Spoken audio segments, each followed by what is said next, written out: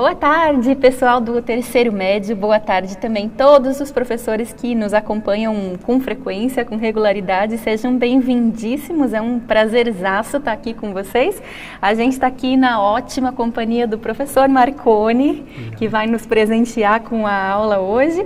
E do que vai ser então a aula de hoje? Bom, o conteúdo é a desigualdade entre os homens como desafio da política, e a habilidade especificamente que vai ser trabalhada hoje é a de distinguir a perspectiva de Platão, da natureza, da concepção de Rousseau, né, convenção, acerca da desigualdade social. Vamos juntos então? É com você, Marconi. Muito obrigado, Maria Fernanda. Boa tarde, boa noite a vocês alunos que nos acompanham aqui no Centro de Mídias de São Paulo. É uma alegria estar aqui com vocês dando continuidade à nossa reflexão filosófica sobre um conteúdo que a gente já vem explorando aí desde a semana passada, onde a Maria Fernanda nos deu uma aula lindíssima sobre essa questão da desigualdade como desafio político. A gente continua nesse caminho e concluímos isso na semana que vem, mais uma vez com a professora Maria Fernanda. Como eu sempre digo, gente, é importante a gente trazer algumas sugestões de atividades para que a gente consiga transformar em prática aquilo que a gente aprende e, ao mesmo tempo, fazer com que o aprendizado seja mais significativo e internalizado. A gente tem uma frase que ela diz, olha, o que eu escuto, eu esqueço, o que eu faço, eu guardo. Então, exercitar, fazer uma atividade é muito importante para que o conceito, a ideia filosófica permaneçam na gente nesse momento em que a gente tem tanta coisa acontecendo na nossa vida. A primeira sugestão de atividade que eu trago para vocês é tanto uma pesquisa biográfica quanto uma pesquisa conceitual. A pesquisa biográfica são sobre os autores Platão e Jean-Jacques Rousseau, que são justamente os dois filósofos que embasam a nossa aula de hoje. Com relação à pesquisa conceitual, eu sugiro que vocês pesquisem os termos natureza, convenção, desigualdade social, educação, contratualismo e iluminismo. Repetindo, os termos natureza, convenção, desigualdade social, educação, contratualismo e iluminismo. Lembrando que o contratualismo, vocês podem encontrar também o termo contrato social, não sendo o contrato social de empresas, que a gente sabe que é um termo que existe também, né? Mas dentro da filosofia, se vocês encontrarem esse termo, contrato social, contratualismo, a gente está dentro aí do mesmo espectro. Falado disso então, galera, a gente continua com o nosso aprendizado a partir de uma dinâmica, de uma pergunta, ou melhor, de 3 perguntas. Algumas delas já até refletidas de uma maneira inicial na aula da Maria Fernanda na semana passada. Primeira pergunta, somos naturalmente iguais? Na sua opinião, nós somos naturalmente iguais uns aos outros? Segunda pergunta, diferença e desigualdade são a mesma coisa? Terceira e última pergunta, qual a origem das diferenças e ou desigualdades entre nós? De onde elas vêm?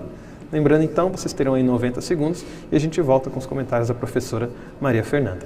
E lembrem-se também, gente, vocês não tem a necessidade de responder as 3 perguntas, vocês podem pontuar, resposta 1, resposta da 2, resposta da 3 e escrever aquilo que vocês têm a compartilhar conosco. Até mais!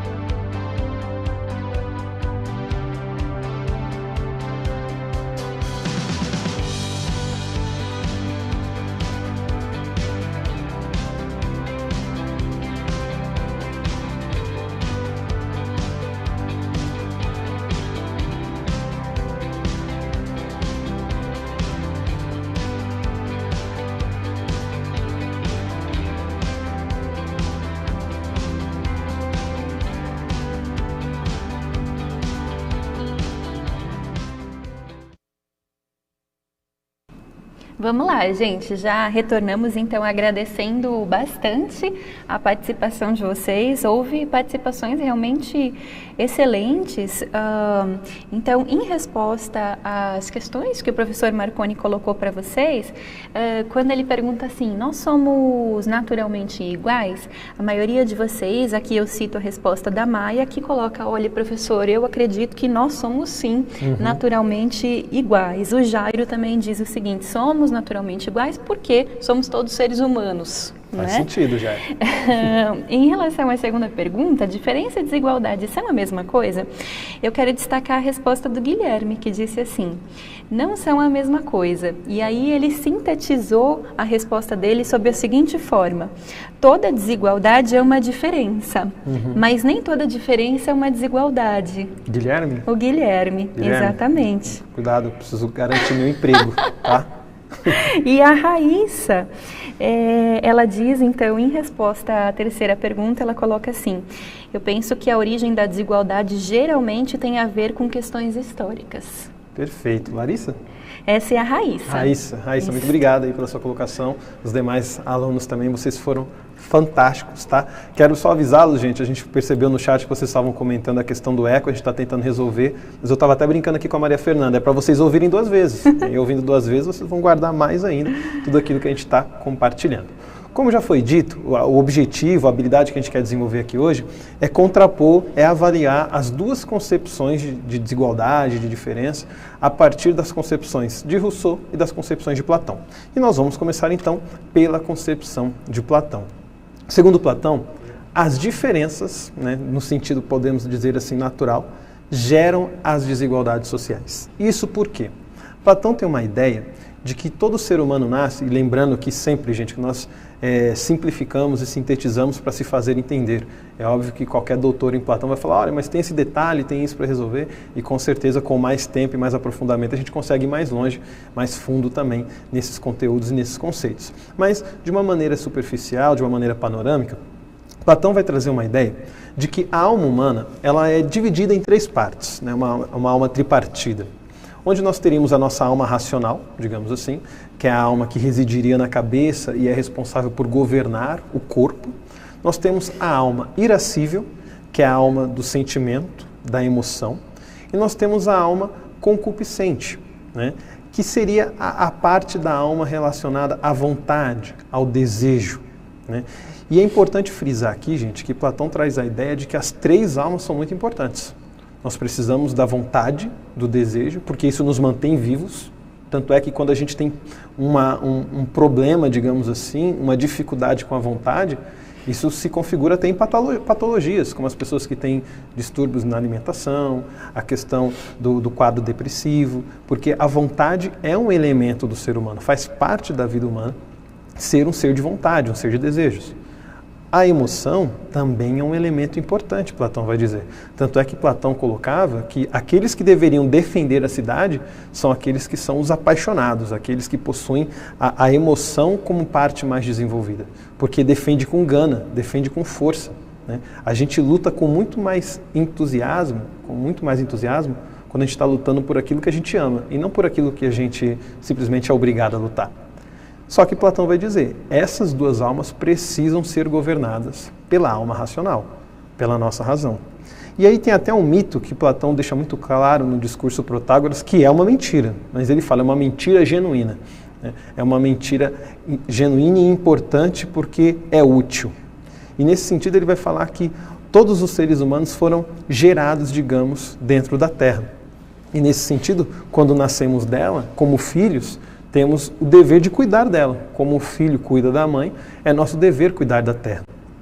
Só que quando nós fomos gerados na terra, cada um de nós tivemos alguns metais, digamos assim, misturados ao nosso ser. Alguns ouro, outros prata, outros ferro e bronze. E aí, nesse sentido, aqueles que tiveram o ouro misturado à sua constituição são aqueles que estão mais propensos ao uso da alma racional, ao governo. Aqueles que nasceram com a prata mais presente no seu ser, deveriam ser aqueles que auxiliam os governantes, defendendo a cidade. E aqueles que têm o bronze e o ferro na sua constituição, são aqueles que sustentam, né, provêm a sociedade, provêm a cidade. Uma vez que nós somos constituídos desta maneira, Platão vai dizer que é justo que cada um ocupe uma posição na sociedade, exerça uma função e seja tratado de acordo com a sua constituição natural, né? Então, para Platão, é justo que se trate de uma maneira diferente aquilo que é diferente. E é daí que surge a desigualdade, né? Inclusive, se a cidade ela é composta por seres humanos, então a cidade deve ser organizada de acordo com o ser humano. E o ser humano ele é tripartido nessa visão platônica: racional, irascível e concupiscente. Nesse sentido, é justo, então, exercitar a virtude, tratar cada um de acordo com a sua função correspondente, né? Existe ali as virtudes da temperança, da coragem e da prudência, relacionadas a esses 3 tipos de alma, e de acordo com essa virtude, cada um deveria trabalhar, deveria agir, melhor dizendo, né? A temperança é a virtude que modera, que gera o trabalho, que conduz o trabalho, melhor dizendo, porque tem que ser moderado, né? A coragem deve motivar aqueles que defendem e a prudência deve conduzir aqueles que governam. Nesse sentido, gente, na filosofia platônica, a educação é extremamente importante. Por quê? Vejam que é uma visão diferente da educação. A gente muitas vezes conhece e encontra concepções de uma educação modeladora, de uma educação que molda. Platão dizia que, lógico, essa educação ela trabalha o indivíduo, mas uma das primeiras funções da educação é identificar a natureza do indivíduo. Porque é a partir dessa identificação da natureza do indivíduo que eu vou moldá-lo, eu vou trabalhar, ou melhor, eu vou desenvolvê-lo de acordo com a sua função natural. Quem nasceu para trabalhar deve ser educado para trabalhar da melhor maneira possível. Quem nasceu para defender deve passar por um processo educacional para lutar pela cidade da melhor maneira possível. Quem nasceu para governar, da mesma maneira, deve ser moldado, deve ser educado, deve ser formado para, da melhor maneira possível, conduzir os rumos da cidade. E volto a dizer, todas essas 3 almas são importantes. Uma cidade precisa ser defendida. Lembrando que eu estou usando aqui o termo cidade, o termo polis, porque é o que Platão utilizava na época, mas a gente pode transformar isso aí na ideia de sociedade. Uma sociedade precisa daqueles que a defendam. Uma sociedade precisa daqueles que a sustentem. Uma sociedade precisa daqueles que a governem. Alguns vão dizer que a gente pode se envolver nessas 3 esferas. Platão dizia, olha, melhor cada um no seu quadrado, como dizia aquela música antiga, né? Então, é nesse sentido que Platão concebe a existência das desigualdades na sociedade. Como nós somos naturalmente diferentes, essa diferença se reproduz na posição que a gente ocupa dentro da sociedade. Falado disso, nós vamos para um momento de atividade. Esse momento de atividade traz a seguinte questão: você concorda com a perspectiva de que nossas motivações, os nossos impulsos, devem determinar a nossa posição social? Pegando essa ideia que Platão trouxe para a gente, né? Essa inclinação ao governo, essa inclinação à razão, à paixão, à vontade. Vocês concordam que as nossas motivações e os nossos impulsos devem determinar, devem posicionar a gente dentro da sociedade? 90 segundos, galera.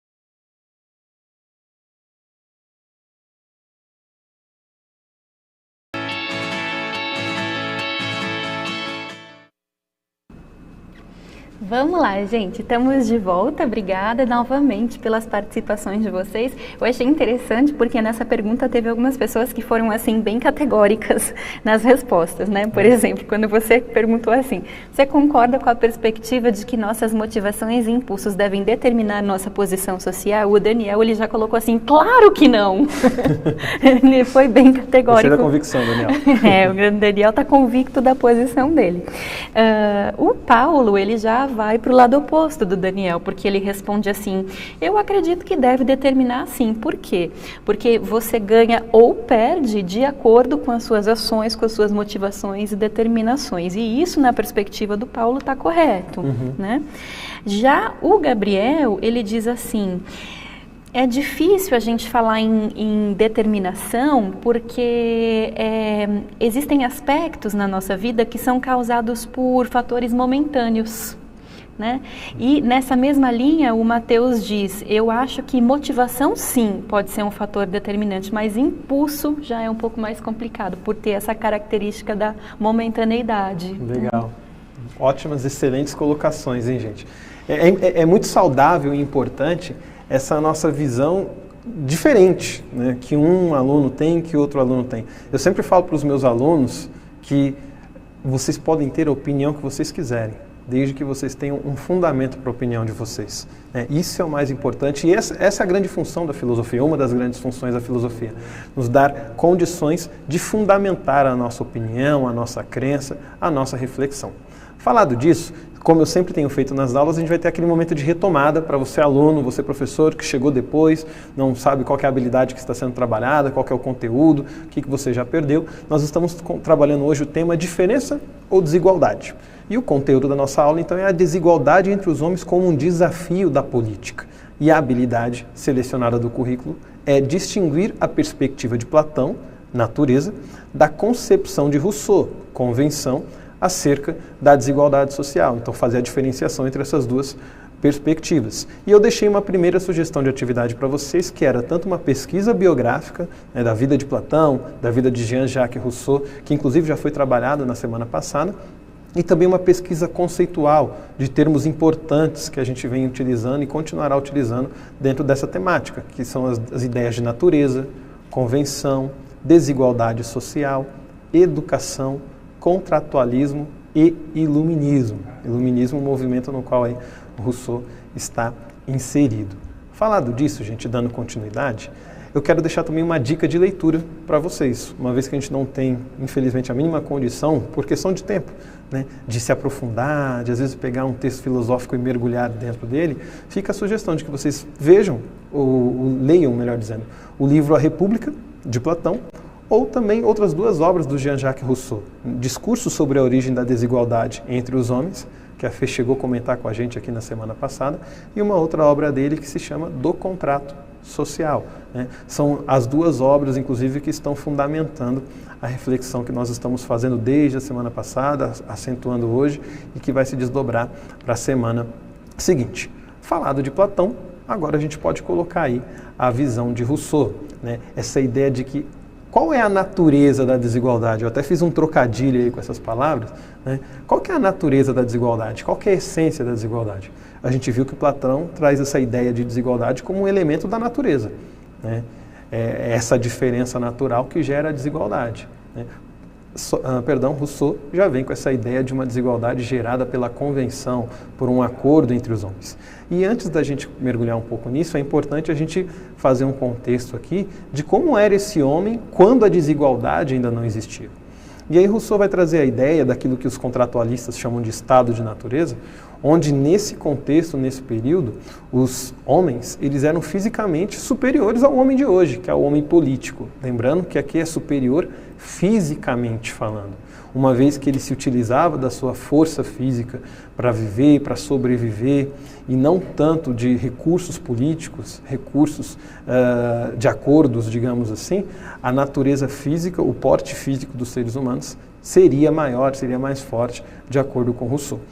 Uma outra característica do ser humano no seu estado de natureza é que ele é livre. E aqui tem uma questão muito interessante que o Rousseau coloca, que ele vai dizer, olha, o ser humano não só é livre, como é consciente da sua liberdade. E isso é uma questão muito importante. Eu sempre digo para vocês, gente, que uma das grandes funções que a filosofia precisa na nossa vida, no ensino médio, é fazer sentido. Eu sempre digo isso, que é importante a gente transportar, às vezes, aquilo que é muito teórico, aquilo que é uma reflexão abstrata, em algo que faça sentido na nossa vida cotidiana. E é bonito a gente ver essa fala de Rousseau.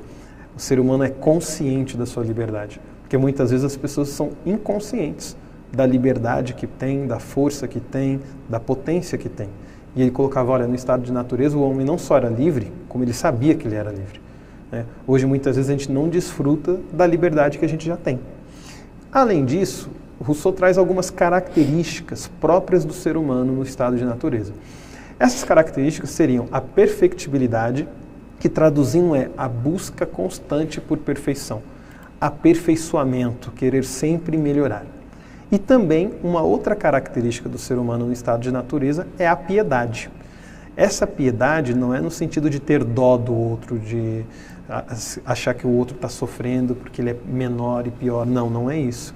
Ele fala que isso é uma coisa que ele inclusive traduz como amor de si, que é diferente do amor próprio. O amor próprio ele está beirando ali a ideia talvez de um egoísmo. O amor de si é quando eu me vejo no outro. Eu me vejo na Maria Fernanda, alguém colocou no chat, né? Olha, nós somos naturalmente iguais porque nós somos todos seres humanos. Então, eu me vejo na Maria Fernanda. Então, quando a Maria Fernanda sofre, eu sofro também porque ela é como eu. Né? É um pouco esta ideia do amor de si.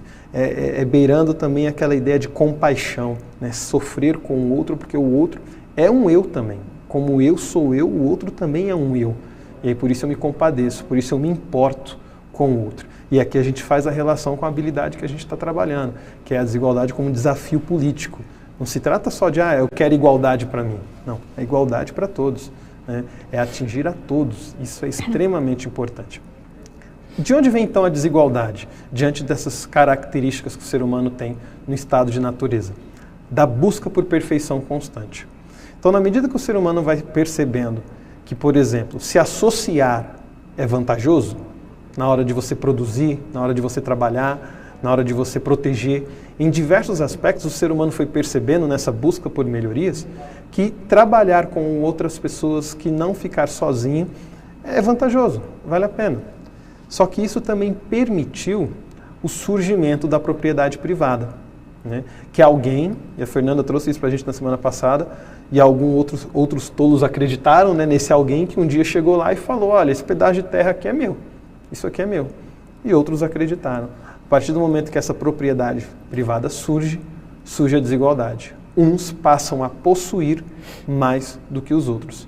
Né? Mas vejam que Rousseau deixa claro, a desigualdade ela não é natural, mas ela veio de um elemento que faz parte da natureza humana, que é a busca constante de perfeição.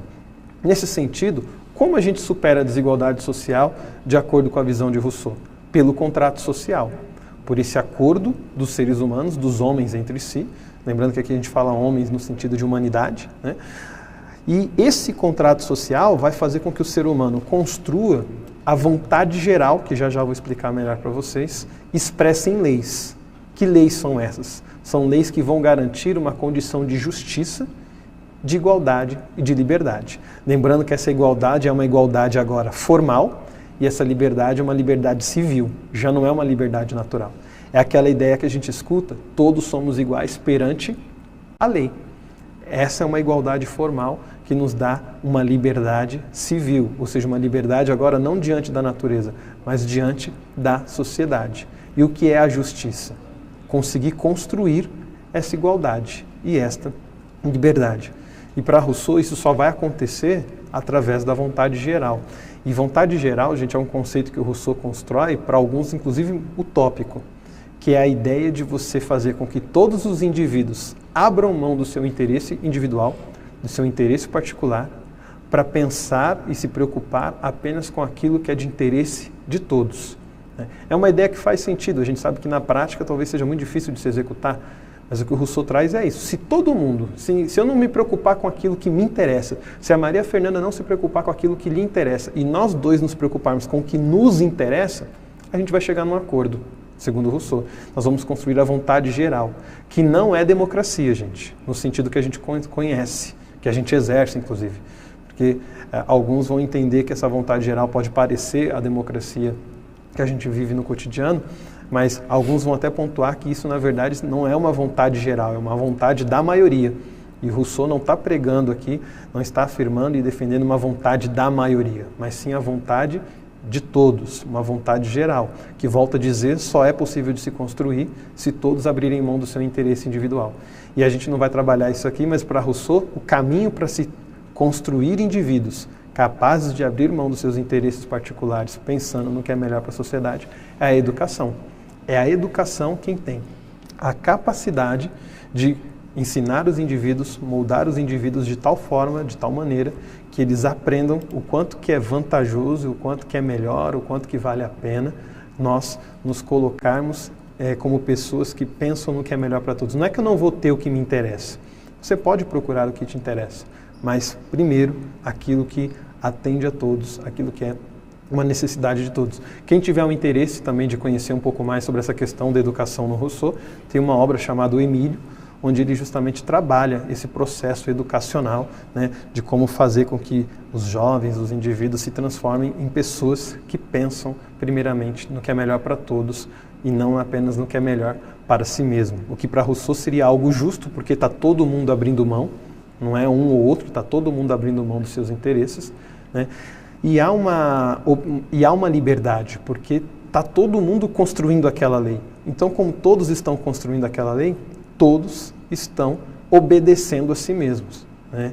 E é por esse caminho que a desigualdade seria superada. Uma vez que a desigualdade foi feita pela convenção, esse acordo geraria também a igualdade. Por favor, Fê. Marconi, já pedindo desculpa pela interrupção, de forma alguma. O professor Antônio pede para você repetir o nome do livro do Rousseau, esse último que você citou sobre educação. O Emílio, professor Antônio. Tá? O Emílio. Que inclusive é o nome do jovem, né, que figura dentro desse livro. Fê, quer fazer alguma contribuição? Sei que você entende muito de Rousseau. Não. Bom, eu queria, na verdade, trazer duas falas também de um professor, o professor Rubens, né? Até antes da gente prosseguir com a aula, que acho que é bem importante a gente esclarecer isso, porque em aulas minhas também notei um pouquinho essa confusão semântica, né?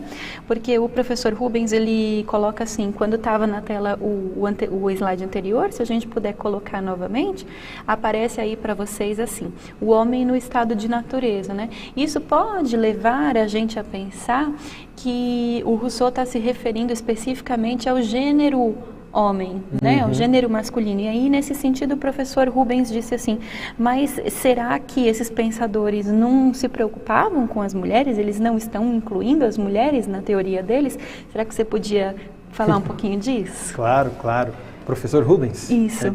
A gente está vivendo um momento, Rubens, professor, que é de uma transformação até no sentido cultural e no sentido educacional. Por que eu falo isso? Quando a Fernanda trouxe essa ideia para a gente, eu me recordei da faculdade, onde até o meu professor na faculdade, agora não vou recordar qual, ele trazia a importância da gente, na medida do possível, trocar determinados termos, como o termo homem por humanidade. Teve algum momento na aula, inclusive, que eu pontuei isso para vocês, porque muitas vezes a gente acaba utilizando o termo homem no sentido de humanidade, mas até por uma formação cultural baseada lá no patriarcado, no machismo, a gente tem essa sensação de que as mulheres estão excluídas. Elas não estão, né? Isso é uma condição do ser humano, mas é preciso sim pontuar de que essa linguagem que fala, por exemplo, quando a gente pega lá a Declaração dos Direitos do Homem e do Cidadão, né, dá a impressão de que as mulheres estão fora. Não, elas não estão.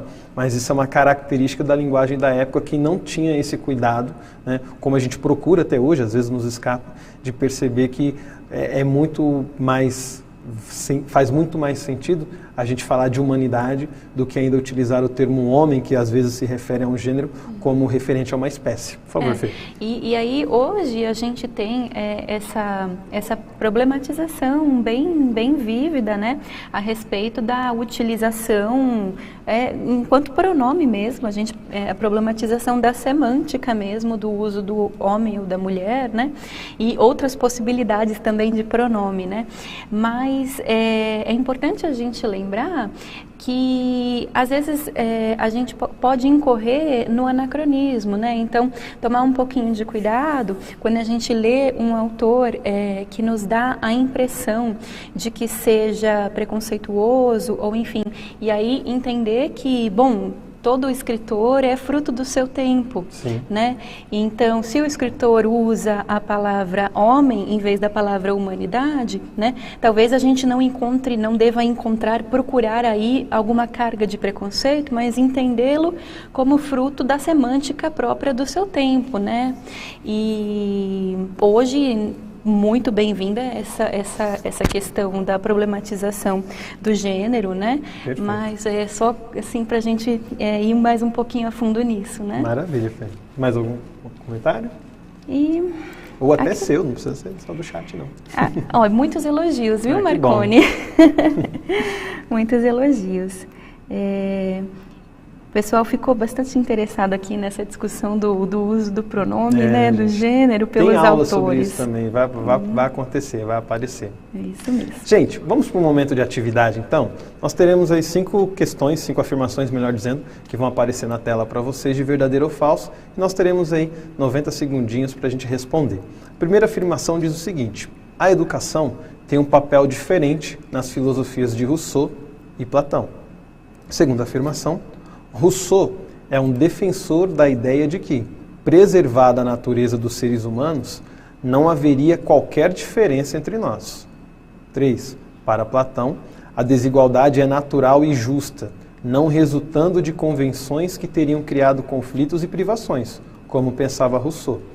Quarta afirmação: é possível fazer uma distinção entre os conceitos de diferença e desigualdade.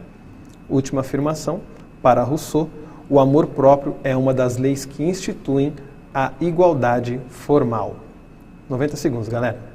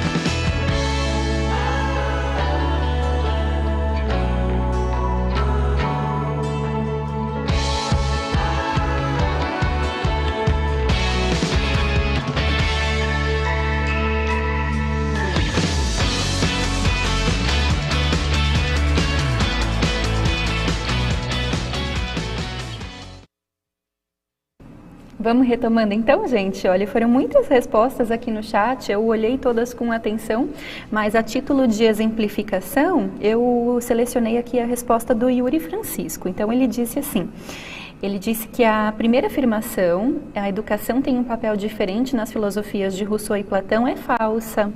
Ele colocou que é falsa? Ele colocou que é falsa. Tá, daqui a pouco eu pontuo para você. Você quer colocar mais alguma, Fê? Vamos lá. Essa que eu trouxe do Yuri, né? Tá. E aí já podemos seguir para a segunda? Pode. Depois eu volto no Yuri. Combinado. Rousseau é um defensor da ideia de que, preservada a natureza nos seres humanos, não haveria qualquer diferença entre nós. O Yuri trouxe que é falsa. Beleza, tá? Yuri. Essa acertou, meu amigo. Para Platão, a desigualdade é natural e justa, não resultando de convenções que teriam criado conflitos e privações, como pensava Rousseau. O Yuri traz verdadeira. Boa, Yuri. É possível fazer distinção entre os conceitos de diferença e desigualdade. O Yuri traz verdadeira. E para Rousseau, o amor próprio é uma das leis que instituem a igualdade formal. O Yuri traz falsa. Tá, vamos lá, Yuri. Primeiramente, você trouxe a questão de que, você apresentou, melhor dizendo, que a primeira afirmação, ela é falsa. Não, ela é verdadeira. De fato, Platão e Rousseau têm visões diferentes, né? Como eu citei para vocês durante a aula, Rousseau vai trazer a ideia da educação para formar o indivíduo cidadão, o indivíduo que abre mão de si mesmo para construir a vontade geral. E eu já dizia que Platão traz a ideia da educação como uma identificação. O indivíduo já tem uma natureza. E a partir dessa natureza você vai trabalhando, você vai formatando a essência do indivíduo. E na última afirmação nós tínhamos lá, para Rousseau, o amor próprio é uma das leis que instituem a igualdade formal. Não é o amor próprio que institui a igualdade formal, na verdade é o contrato social, o acordo coletivo entre os indivíduos que pode promover essa vontade geral que vai gerar a igualdade formal. Nosso tempo infelizmente está acabando, gente tem um pouco menos de 2 minutos e eu sempre trago para vocês aí algumas questões, a gente vai colocar na tela só para vocês conseguirem tirar um print, se você de repente não tiver acesso à internet num outro momento. Uma sugestão de atividade 2, se eu não me engano ainda tem mais uma sugestão de atividade, certo? E aí, lembrando sempre, gente, que estas sugestões são sugestões que a gente traz, seja para você, aluno, se aprofundar, desenvolver mais o conteúdo, desenvolver mais o conhecimento, e são também uma alternativa para você, professor, trabalhar com o seu aluno, tendo uma forma de avaliá-lo, tendo uma forma ali de perceber o quanto ele absorveu. Então nós temos esta sugestão de atividade, vou trocar aqui que, se eu não me engano, nós temos mais uma, que é uma pesquisa também sobre alguns artigos, tanto da Declaração Universal dos Direitos do Homem, né? Lembrando daquilo que a gente acabou de conversar com relação a essa questão do pronome, né? E também o artigo 5 da Constituição da República Federativa do Brasil, né? Onde a gente pode problematizar ainda mais essa questão da igualdade. Falado disso, gente, eu trago por fim também, para vocês tirarem mais um printzinho na tela, uma avaliação, uma reflexão pessoal, né? Eu tenho feito uso do potencial da educação para aprimorar os meus talentos naturais, bem como para diminuir os efeitos da desigualdade social em minha vida? A educação é uma ferramenta e tanto, gente, eu tenho utilizado essa ferramenta. Como tenho convivido com as diferenças naturais e as desigualdades sociais? Essas diferenças físicas, essas diferenças momentâneas que geram, às vezes, efeitos ao decorrer da vida, como algum aluno colocou, como que eu tenho lidado com essas questões? Falado disso, me despeço de vocês extremamente agradecido pela participação, extremamente agradecido pela presença da Maria Fernanda, que deixa a nossa aula espetacular. Até mais, gente. Fê. Também agradeço muitíssimo, Marconi. Muito obrigada pela aula. Gente, muito obrigada pela participação de vocês. Quero que vocês saibam que pra gente é sempre um prazerzaço estar com vocês. E subam a gente lá nas redes sociais, #filosofia no CMSP. E não se esqueçam, semana que vem, eu, Marconi e vocês temos um encontro marcado. Um beijo! Até mais.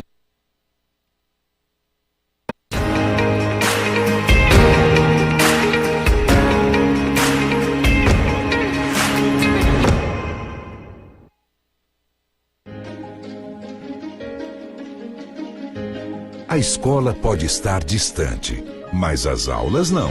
Por isso, o governo de São Paulo criou um aplicativo online de aulas com chats para todos os estudantes da rede pública de ensino durante a quarentena. O acesso à internet é gratuito e você ainda pode assistir às aulas ao vivo nos canais digitais da TV Cultura. Baixe o aplicativo e estude.